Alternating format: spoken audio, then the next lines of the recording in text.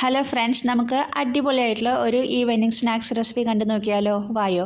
ഞാനിപ്പോൾ അതിന് വേണ്ടിയിട്ട് ഞാൻ 2 ബ്രെഡ് എടുത്തിട്ടുണ്ട്. ബ്രൗൺ ബ്രെഡ് എടുത്തിരിക്കുന്നത്. അതിന് ഞാൻ ഒരു ബ്രെഡിന് 4 പീസ് വെച്ച് ഞാൻ ഒരു 8 പീസ് റെഡിയാക്കി എടുത്തിട്ടുണ്ട്.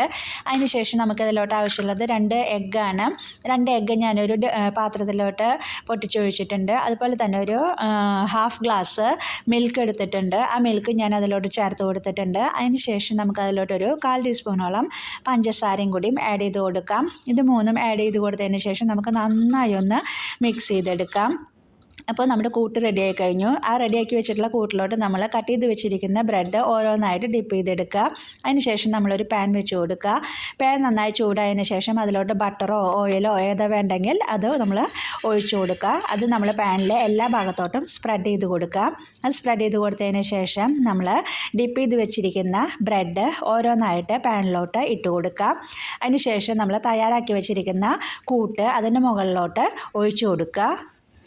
അതിനുശേഷം നമ്മൾ ബ്രെഡിൻ്റെ 2 വശം പ്രോപ്പറായിട്ട് കുക്ക് ചെയ്ത് കിട്ടുന്നതിന് വേണ്ടി 2 ഭാഗവും അങ്ങോട്ടും ഇങ്ങോട്ടും തിരിച്ചും മറിച്ചും ഇട്ട് കൊടുക്കുക.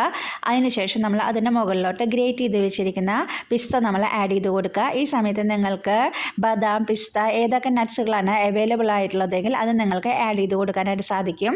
അതിനുശേഷം നന്നായി പ്രസ് ചെയ്ത് അതിനോട് സെറ്റാക്കി എടുക്കുക. അപ്പോൾ നമ്മുടെ അടിപൊളിയായിട്ടുള്ള 4 മണി പലഹാരം റെഡിയായി. Okay, by.